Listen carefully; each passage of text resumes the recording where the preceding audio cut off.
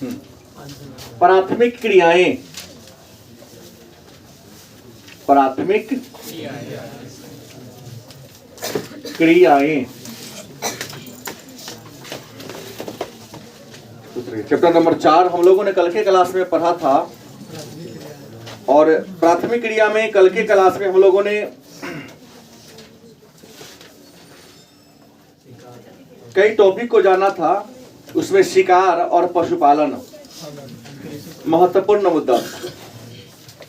गलती किसे? कल इस टॉपिक में हम लोगों ने किसके बारे में चर्चा किया?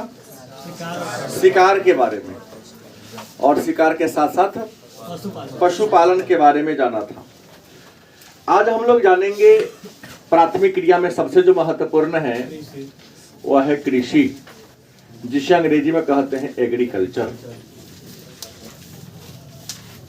गलत है कि सही? तो कृषि क्या है? तो सामान्यतः हम जानते हैं कि जमीन को या भूमि को जोत कोर करके फसल को उगाना कृषि कहलाता है। जब भूमि को जोत कोर करके फसल को उगाना कृषि कहलाता है। लेकिन अनाज उगाने के साथ साथ पशु को भी क्या करना? पालना। विस्तृत अर्थों में इसी को कृषि कहते हैं। मतलब कृषि है क्या? तो खेती बाड़ी के साथ साथ अनाज को उगाने के साथ साथ पशु को भी क्या करना? पालना क्या कहलाता है? कृषि कहलाता है। कृषि सबसे महत्वपूर्ण और सबसे अस्थायी क्रिया का प्राथमिक क्रियाकलाप, क्योंकि पशुपालन आप छोड़ सकते हैं समय के बाद। हो सकता है कि आपके गांव में कुछ लोग होंगे जो पहले पशु पालता था, अब छोड़ दिया, लेकिन खेती बाड़ी पहले भी करता था, आज भी कर रहा है। तो कृषि जो है ना, ये सबसे अस्थायी प्राथमिक क्रियाकलाप है। अगर आपसे एक वस्तुनिष्ठ प्रश्न आ जाए कि सबसे अस्थायी प्राथमिक क्रियाकलाप कौन है? कृषि है। क्या है? कृषि है। लेकिन संसार में अलग अलग क्षेत्र में अलग अलग तौर तरीका से खेती बाड़ी किया जाता है, सभी जानता है। गलत कि सही? तो कृषि प्रणाली के आधार पर, कृषि प्रणाली के आधार पर, मतलब खेती बाड़ी करने के तौर तरीका के आधार पर कृषि को संसार में जितने देश है उन सभी देशों के कृषि को 9 भागों में बांटा गया है। कृषि की कितनी प्रणालियां हैं? 9। पूरे विश्व की बात हो रही है। भारत वाला कृषि अलग टॉपिक पढ़ाऊंगा मैं, बस समझ गए। इस नाम से अलग टॉपिक होगा कृषि के नाम से, लेकिन यहाँ विश्व की चल रही है बात। तो कृषि प्रणाली मतलब खेती बाड़ी करने के तौर तरीका के आधार पर संसार के कृषि को कितने वर्गों में बांटा गया है? 9 वर्गों में। पहला है निर्वाह कृषि। पहला कौन है? निर्वाह कृषि। चर्चा सब पर होगी। निर्वाह कृषि के बाद दूसरा जो कृषि का प्रकार है उसका नाम है रोपण कृषि। दूसरा कृषि का प्रकार कौन है? तीसरा जो कृषि का प्रकार है विस्तृत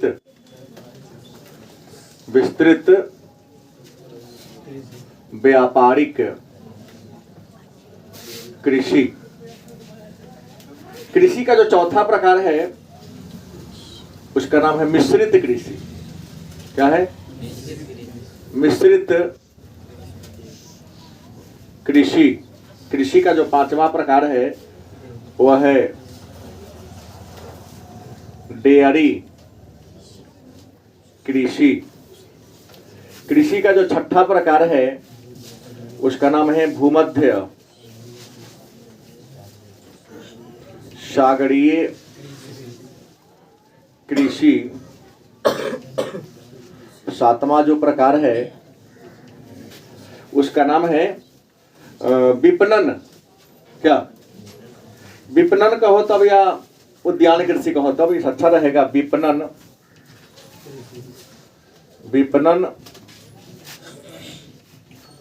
उद्यान कृषि। कितना हो गया? 7 हो गया। 8वां है सहकारी कृषि। 8वां क्या है? सहकारी कृषि। उसके बाद क्या है? एक और ले लेते हैं यहां पर, सामूहिक कृषि। कृषि के संसार में अनेक सारी प्रणालियां हैं, अनेक सारी पद्धतियां हैं। गलत है कि सही है? संसार में कृषि की अनेक सारी प्रणाली, अनेक सारी पद्धति है। उसमें कुछ का नाम हम लोगों ने जाना। इसमें सबसे पहला कौन आता है? निर्वाह कृषि। निर्वाह का मतलब था निर्वहन। निर्वाह का मतलब क्या होता है? मतलब निर्वाह कृषि कृषि की वैसी प्रणाली है जिसमें किसान अपने जरूरत के अनुसार ही फसल को उगाता है। जितना उसे जरूरत है, जिस फसल की, जिस अनाज की उसे जरूरत है, उसी अनाज को उगाता है। उसके अतिरिक्त अन्य किसी प्रकार के अनाज को नहीं उगाता है। जितनी मात्रा में उसे जरूरत है उतना ही मात्रा में फसल को क्या करेगा? उगाएगा, ताकि उसका जीवन यापन चल सके, जीवन यापन हो सके। गलत कि सही? और ये जो निर्वाह कृषि है, नाम से ही क्लियर हो गया। निर्वहन मतलब अपने जीवन यापन को चलाने के लिए, केवल रोटी को प्राप्त करने के लिए उतना ही अनाज को उगाएगा जिससे भोजन, वस्त्र और आवास उपलब्ध हो सके। तो अपने जीवन यापन के लिए, केवल और केवल भोजन प्राप्त करने के लिए जो कृषि करते हैं, उसी कृषि को हम क्या कहते हैं? हाँ। और ये जो निर्वाह कृषि है, इस निर्वाह कृषि के 2 प्रकार हैं। निर्वाह कृषि के कितने प्रकार हैं? 2 प्रकार है। पहला आदिकालीन निर्वाह कृषि। आदिकालीन निर्वाह कृषि, इसी कृषि का नाम है झूम खेती। इसी का नाम है स्थानांतरित कृषि। इसी को कहते हैं काटो जलाओ खेती, माने कर्तन दहन। अलग अलग देश में इसका अलग अलग नाम है। और दूसरा जो प्रकार है उसका नाम है गहन निर्वाह कृषि। गहन निर्वाह कृषि। हमने कहा निर्वाह कृषि अपने जीवन यापन को चलाने के लिए जो खेती बाड़ी की जाती है। हमें उतना ही मात्रा में गेहूं उगाएंगे, उतना ही मात्रा में चावल उगाएंगे, उतना ही मात्रा में दाल उगाएंगे, उतना ही मात्रा में आलू उगाएंगे जितना कि हमें। गलत कि सही? उसी को निर्वाह कृषि कहते हैं। निर्वहन के लिए जो खेती बाड़ी की जाती है, यही ना क्लियर हुआ बात? और निर्वाह कृषि के कितने प्रकार? 2। एक आदिकालीन, माने शुरू में। कोई बात नहीं, आदिम का होता है माने शुरू होता है। आदि माने भी शुरू होता है। आदिम को कर सकते हैं, कोई दिक्कत नहीं। आदिम चाहे आदि से प्रारंभ में, जब आबादी कम थी, लोग पूर्णतः टेक्नोलॉजी से परिचित नहीं था। गलती की सही? जंगलों में लोग रहा करता था, अस्थायी जीवन न के बराबर था। गलत की सही? लेकिन पेट तो सबके पास था। तो लोग करता क्या था? जंगलों में रहा करता था, कंदमूली काटा करता था और खेती बाड़ी करने के लिए पेड़ को काटता था, नहीं जला देता था, और उसके राख को मिट्टी में क्या कर देता था? मिला देता था। उस मिट्टी पर 2-4 साल खेती करता था, और जब उस मिट्टी की उत्पादन क्षमता क्या हो जाती थी? घट जाती थी। तो अन्य क्षेत्र में गया, पुनः वृक्ष को काटा, जलाया, राख में मिट्टी को मिला दिया, खेती बाड़ी किया। फिर उसकी उत्पादकता खत्म हो गई, फिर तीसरे क्षेत्र में गया। ऐसे घूम घूम के खेती करता था, तो नाम पड़ गया झूम खेती, चाहे स्थानांतरित कृषि। पहाड़ी क्षेत्र में होता है। हाँ, ये पहाड़ी क्षेत्र में होता है। कहाँ होता है? और मान लिया कि इस जमीन पर, एक जमीन पर जहां 5 साल पहले खेती किया था, 5 साल प्रति छोड़ दिया, तो पुनः ताकतवर हो जाएगा, तो पुनः वहीं पर आगे खेती करेगा। लेकिन ये तब संभव था जब आबादी क्या थी, लोगों की जरूरत क्या थी। आज भी पहाड़ी इलाका में, भारत के पहाड़ी राज्य कौन है? असम है, उत्तराखंड है ना, सिक्किम है, हिमाचल है, अरुणाचल है। इन राज्यों में झूम खेती की जाती है। अलग अलग देशों में झूम खेती का अलग अलग नाम है। जैसे भारत के उत्तर पूर्वी में नाम क्या दे दिया? झूम। क्या नाम दे दिया? तो अमेरिका में कहता है, मध्य अमेरिका में कहते हैं मिलेपा। अमेरिका में क्या कहते हैं? मिल्पा कहते हैं। वेनेजुएला में कोनुको कहते हैं। क्या कहते हैं? अलग अलग देश में इसका क्या है? अलग अलग नाम है। उसके बाद श्रीलंका में चेन्ना कहते हैं। श्रीलंका में क्या कहते हैं? चेन्ना। और उसके बाद वियतनाम में री कहते हैं। मतलब अलग अलग देशों में झूम खेती का अलग अलग। हम भारतीय हैं तो जान लो भारत में झूम खेती कहो, स्थानांतरित कहो, कहीं लोकल नाम कुमारी और बेवा भी है जो 10 क्लास में आपने पढ़ा होगा। बात समझ गए? वही ये जंगल को काटता है, जलाता है, खेती बाड़ी करता है। आबादी बढ़ गई तो जंगल को काटेगा, जलाएगा, काम चलेगा नहीं। जनसंख्या बढ़ेगा तो चावल दाल बेसी चाहिए ना, ज्यादा चाहिए ना। तो जब आबादी बढ़ गई तो कृषि प्रणाली में थोड़ा चेंजिंग किया। अब हल बैल की सहायता से खेती बाड़ी करना क्या कर दिया? शुरू कर दिया। नहीं, हल बैल की सहायता से खेती करना शुरू कर दिया तो कहलाया गहन निर्वाह कृषि। और गहन निर्वाह जो कृषि है ना, इस कृषि के 2 प्रकार है। गहन निर्वाह कृषि के कितने प्रकार हैं? 2 प्रकार हैं। पहला है चावल प्रधान। चावल प्रधान गहन निर्वाह कृषि, या इसी को आप कह दिए आर्द्र। अब आर्द्र वाला चर्चा बाद में होगी। आर्द्र कृषि क्या है, शुष्क कृषि क्या है, इंडिया में आएंगे तो चर्चा होगी। और ये क्या होगा? चावल रहित गहन निर्वाह कृषि। और दूसरा क्या है? चावल रहित गहन निर्वाह कृषि। गहन निर्वाह कृषि कब करते हैं? जब आबादी बढ़ जाती है, लोगों की जरूरतें बढ़ जाती हैं। अब कम अनाज से काम चलने वाला है नहीं, तो क्या करेगा? खेतीबाड़ी के तौर तरीका को बदलेगा। खेतीबाड़ी के तौर तरीका बदलेगा तो उत्पादन क्या होगा? बढ़ेगा, ज्यादा होगा। नहीं तो उसे कहेंगे गहन निर्वाह कृषि। और गहन निर्वाह कृषि के 2 प्रकार है कि चावल प्रधान, जिन क्षेत्रों में वर्षा 75 सेंटीमीटर से ज्यादा होता है। गलत कि सही? कुछ ऐसा इलाका है जहां वर्षा क्या होता है? ज्यादा होता है। तो वर्षा ज्यादा होगा तो वहां तो चावल हो सकता है, धान की खेती हो सकती है, क्योंकि धान को पानी ज्यादा चाहिए। क्या जिन क्षेत्रों में वर्षा 75 सेंटीमीटर से क्या होता है? ज्यादा होता है, उन क्षेत्रों में चावल की पैदावार ज्यादा होती है, तो उसे कहेंगे चावल प्रधान। माने अन्य अनाज भी होगा, मसूर के सारी, तीसी, राई, सरसों सब होगा, लेकिन सबसे अधिक मात्रा में क्या होगा? तो इसलिए उस इलाका को क्या कहते हैं? चावल प्रधान कृषि के नाम से। फिर क्या है? चावल रहित। कुछ ऐसा इलाका है जहां वर्षा 75 सेंटीमीटर से क्या होता है? कुछ ऐसा इलाका है जहां वर्षा 75 सेंटीमीटर से कम होता है। ऐसा नहीं कि वहां चावल नहीं, तो चावल होता है लेकिन थोड़ी मात्रा कम होती है। हाँ, वहां क्या होगा? सरसों ज्यादा होगा, गेहूं ज्यादा होगा, राई ज्यादा होगा, तोरा तोरी सब क्या होगा? ज्यादा होगा। मतलब ये हो गया चावल खरीफ वाला हो गया, रबी वाला हो गया। तो जहां वर्षा ज्यादा होगी वहां चावल प्रधान खेती होगी। जहां वर्षा की मात्रा 75 सेंटीमीटर से, तो वही फसल लोग उगाएंगे जिसको पानी की मात्रा क्या लगे, तो इसे क्या कहेंगे? चावल रहित गहन खेती। यहाँ का प्रधान फसल क्या होगा? गेहूं होगा। गलत कि सही? और यहाँ पर चावल होगा। लेकिन ऐसा नहीं कि खाली चावल होता होगा भाई, गेहूं भी होता होगा, तोरा तोरी राई सब चीज होता है, लेकिन ज्यादा क्या होता है? चावल होता है। कोई दिक्कत? अब है तीसरा जो प्रकार है वह कौन है? दूसरा कृषि का प्रकार है रोपण कृषि। कौन है? रोपण कृषि। एक प्रश्न आता है कि चावल किस प्रकार के फसल का उदाहरण है और गेहूं, तो याद रखो गहन निर्वाह कृषि को मैं याद दे दिया हूं, लेकिन आप तो कहेंगे रोपण। रोपण नहीं है। हाँ, चाय पत्ती रोपण है, रबर रोपण है, आम रोपण है, केला रोपण है, एक ही रोपण में आ जाएगा। क्योंकि पौधशाला में पहले पौधा तैयार होता है और एक बार रोप दिया तो 10 साल 20 साल 25 साल तक फायदा उठा रहे हैं, वो हो गया रोपण।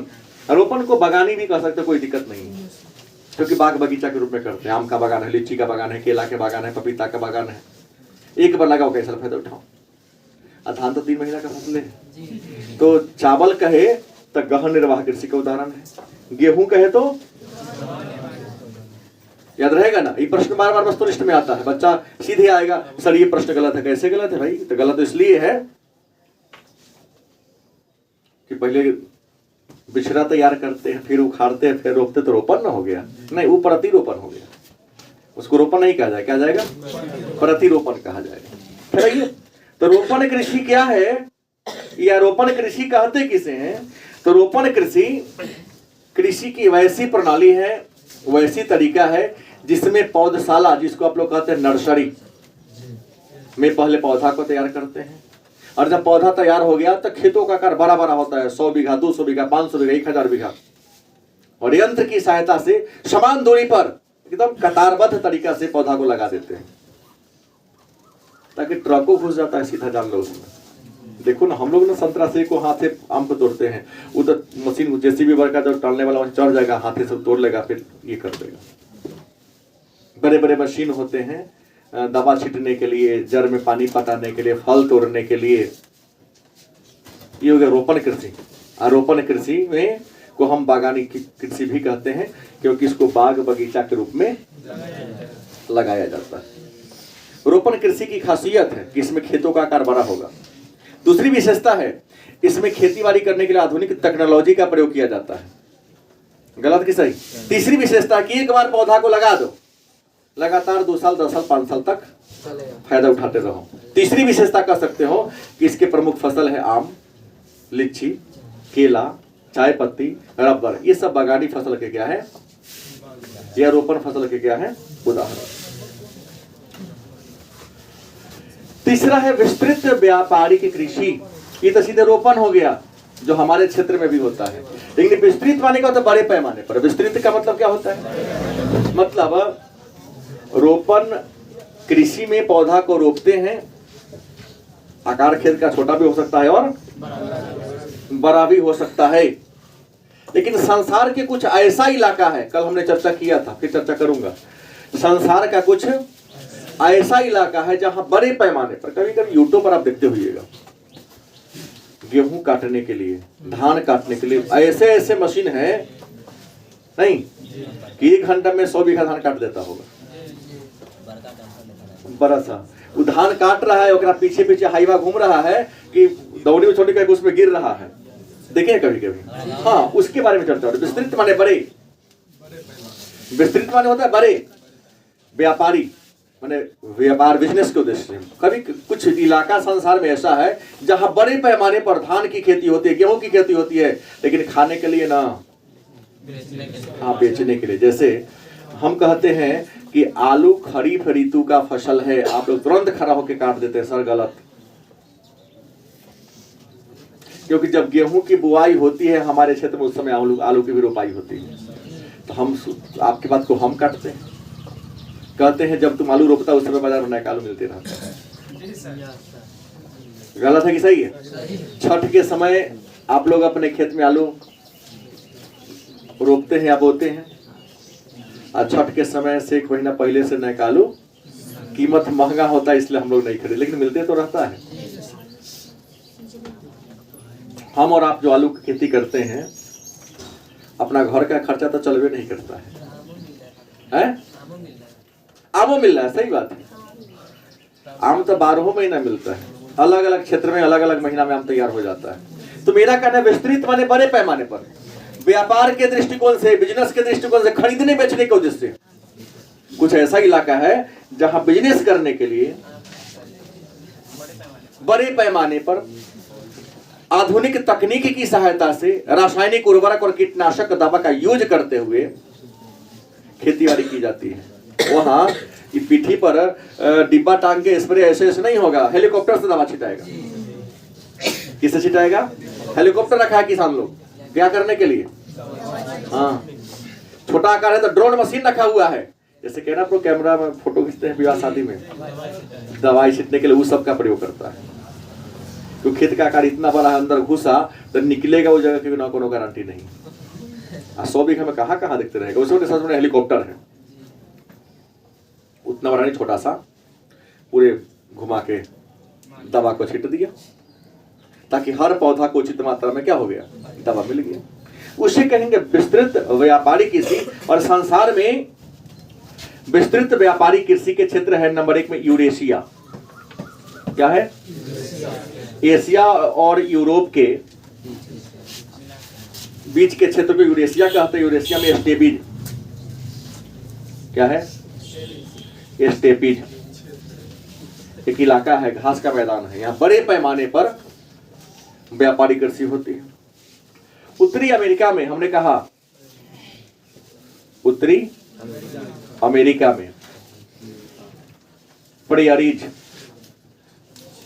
घास का मैदान भी है, आकार बड़ा बड़ा है, तो यहाँ खेती बाड़ी भी बड़े पैमाने पर गेहूं हो जाता है। दक्षिण अमेरिका के देश है अर्जेंटीना। क्या नाम है? यहाँ अर्जेंटीना में एक बार जान लो कि पाइप से दूध आता है। हाँ, जैसे ना यहाँ के ना पाइप से घर में ये करते हैं, पानी जा रहा है शहर में बिछा दे, उससे पाइप से दूध ट्रांसफर होता है। और बकरी को या गाय के दूध निकालने के लिए इंसान नहीं, मशीन से दुहाता है।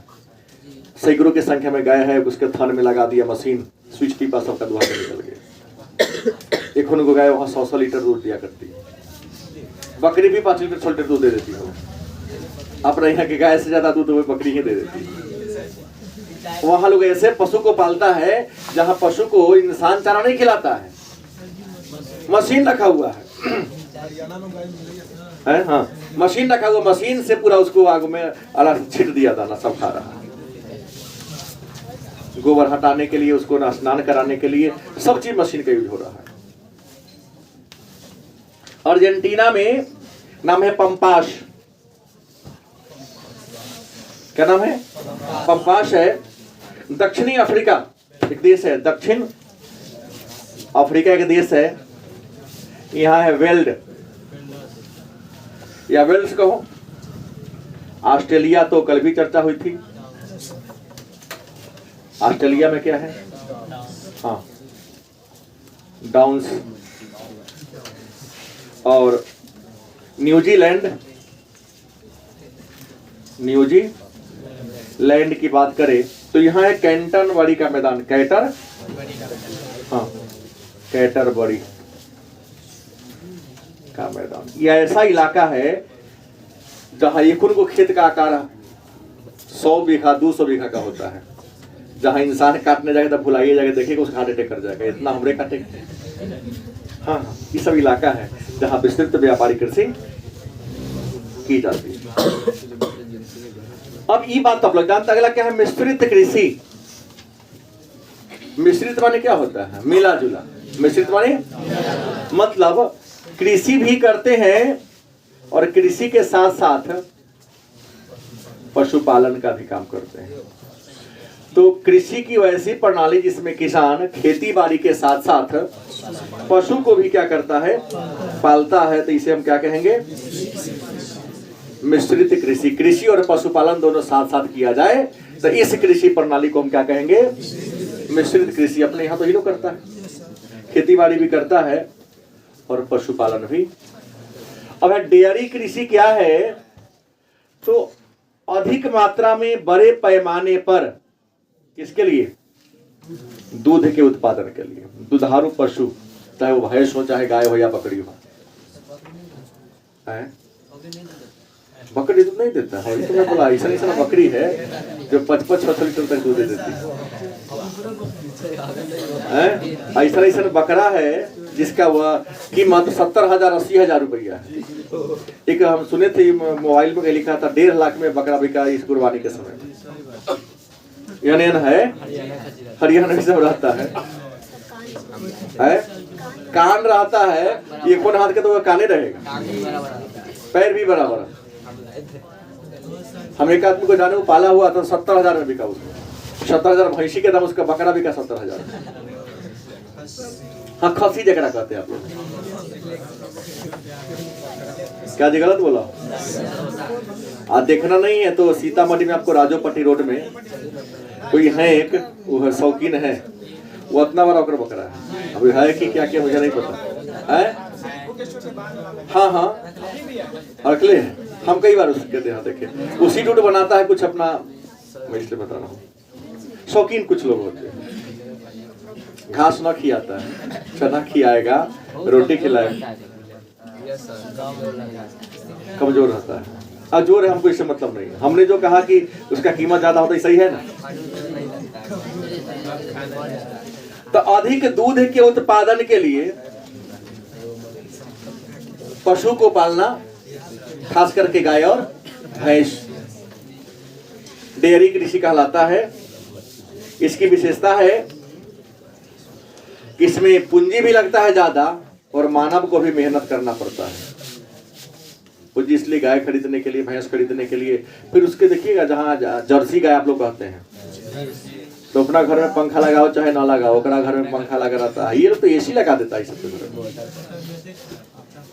तबियत क्या खराब हो जाएगा। वैसा वो जीवे है जिसको ठंडा चाहिए। आदमी के मिलते रहते, लेकिन वो तो ज्यादा पैसा देता है ना। वो एक दिन में 1000 रुपया देता है दूध के माध्यम से, तो उसको तो 500 रुपया खर्चा करना पड़ेगा ना उस पर। और डेयरी कृषि ज्यादा कहाँ कहाँ चल रहा है, तो कनाडा में क्षेत्रफल ज्यादा है, लोग कम है। इसके बाद न्यूजीलैंड, न्यूजी ये ऐसा देश है जहां डेयरी कृषि ज्यादा फेमस है। अब एक भूमध्य सागरीय कृषि। भूमध्य सागर जानते हैं, एशिया महादेश और अफ्रीका महादेश के बीच, सॉरी यूरोप महादेश और एशिया महादेश के बीच जलीय क्षेत्र है जिसका नाम भूमध्य सागर। क्या नाम है?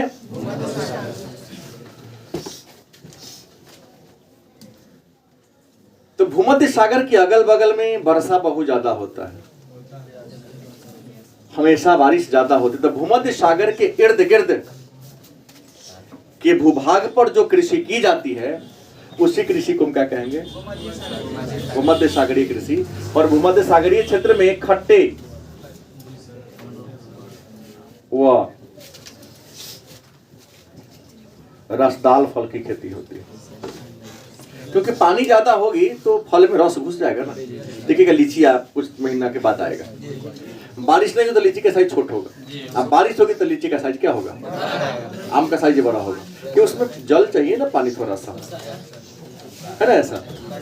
तो भूमध्य सागर के इर्द गिर्द, भूमध्य सागर के चारों ओर जो खेती बाड़ी की जाती है उस खेती बाड़ी को हम भूमध्य सागरीय कृषि कहते हैं। और भूमध्य सागरीय कृषि क्षेत्र में खट्टे और रसदार फल, संतरा होगा, नींबू होगा, अंगूर होगा, नहीं अंगूर जिसको हम लोग फल के रूप में यूज करते हैं, बढ़िया किस्म का यदि अंगूर है तो उसका शराब बनता है।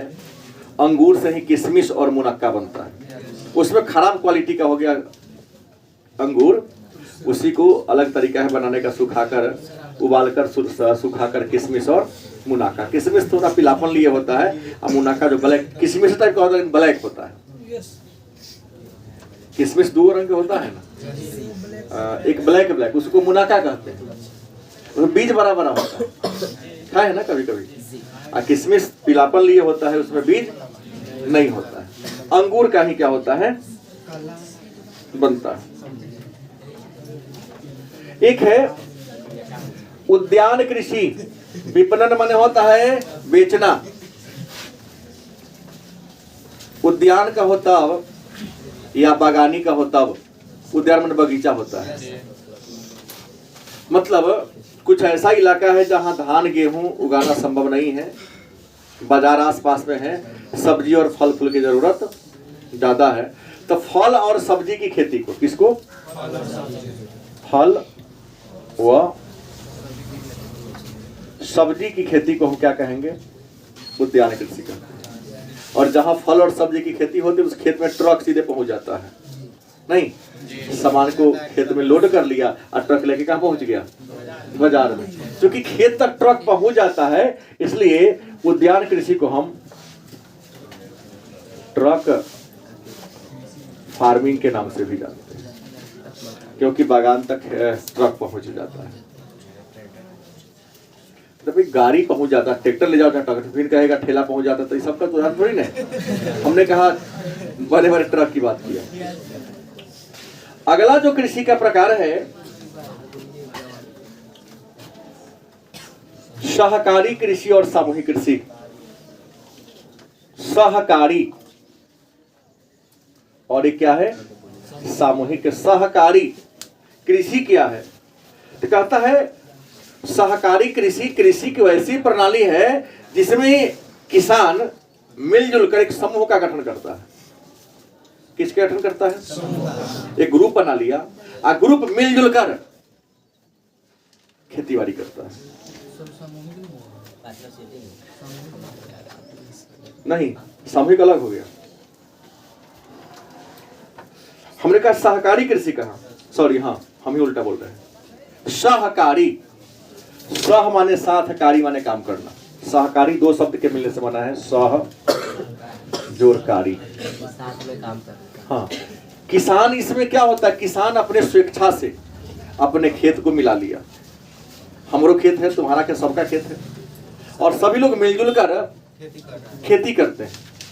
जब उत्पादन हो गया तो आपको पता ना आपका खेत कितना बीघा है, आपका खेत कई बीघा है, तो पूरा वजन होगा या पूरा अनाज बिक जाएगा, और अपने खेत के रकबा के हिसाब से पैसा लोग बांट लेता है।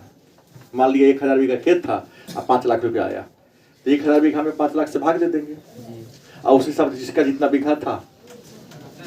इसमें किसान बड़ी तन्मयता से काम करते हैं, द्वेष की भावना नहीं होती है। वो जानता है खूब मेहनत सब मिलजुल के करेंगे, उत्पादन ज्यादा होगा, उत्पादन ज्यादा होगा तो हमारी इनकम भी ज्यादा होगी। तो सहकारी माने साथ मिलजुल कर, किसान अपनी स्वेच्छा से अपने भूमि को मिला देता है और मिलजुल कर जब खेती बाड़ी करता है तो उसे क्या कहते हैं, सहकारी कृषि के नाम से जानते हैं। अपने यहाँ तो नहीं है, लेकिन नीदरलैंड, डेनमार्क, बेल्जियम, ये सहकारी कृषि कहाँ चल रहा है, नीदरलैंड, डेनमार्क, बेल्जियम, इन देशों में आज भी सहकारी कृषि। पहले अपने यहाँ भजईदा चलता था, एगो बैल हम खरीदे, एगो बैल तुम खरीदे, अब ये चलता है। अब दोनों आदमी में कभी कभी, बहुत कम है, लेकिन पहले मैं देखा हूँ कि जैसे हमको दोनों आदमी खरीदे, हमको जोतना है तो हम दोनों को लेकर जोतेंगे, आपको है तो आप जोतिए। गांव में आज भी एक बात होता है कि धान का सीजन आता है, लेबर नहीं मिलता है, तो हम तुम्हारे खेत में चल के रोप देते हैं, तुम हमारे यहाँ रोप देते हैं। हाँ, तो यही तो हो गया सहकारी, लेकिन ज्यादा नहीं है। अब लोग पैसे दे देता है, हमारे खेत में काम के आपको पैसा दे देते।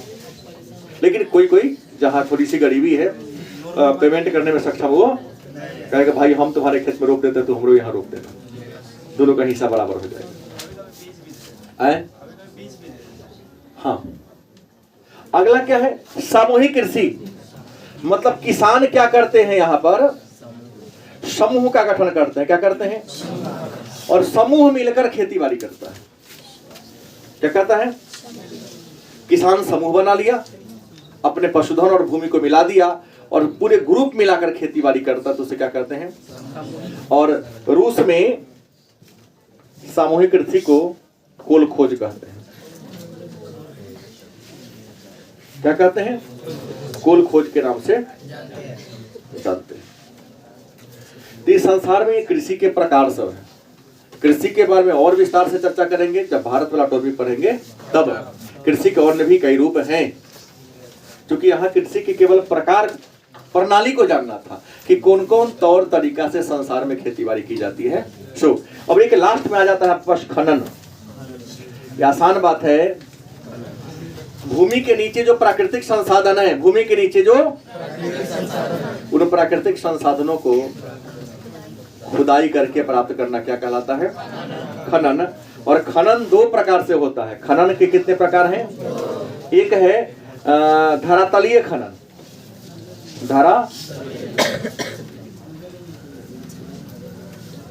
धरातलीय खनन, इसको विवरित खनन भी कहते हैं। और दूसरा है कूपकी खनन, कूपकी खनन। अब कहेंगे धरातलीय खनन क्या है, तो धरातलीय खनन मान लो कि यहाँ धरती के नीचे क्या है, कोयला है, तो पूरे इलाका को कोदारी से खन के हटा देगा।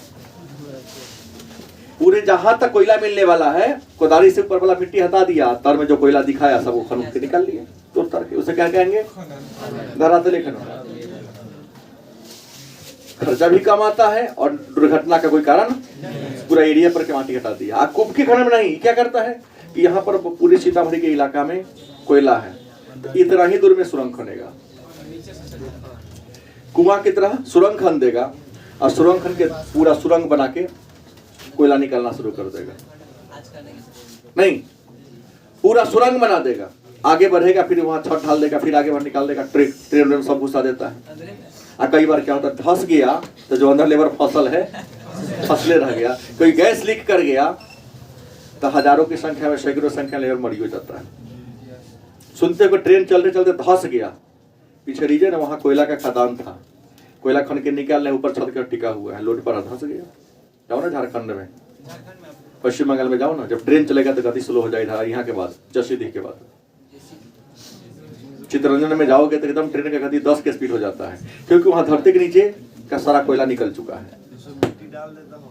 कहला तो मिट्टी डालेगा तो फिर ऊपर कैसे निकलेगा? वहां छत बना देता, कोयला खन लिया तर में के तक पिलर खड़ा किया, छत ढाल दिया। ऐसे होता है अंदर। ये है कृषि जो प्राथमिक क्रिया के अंतर्गत आता है।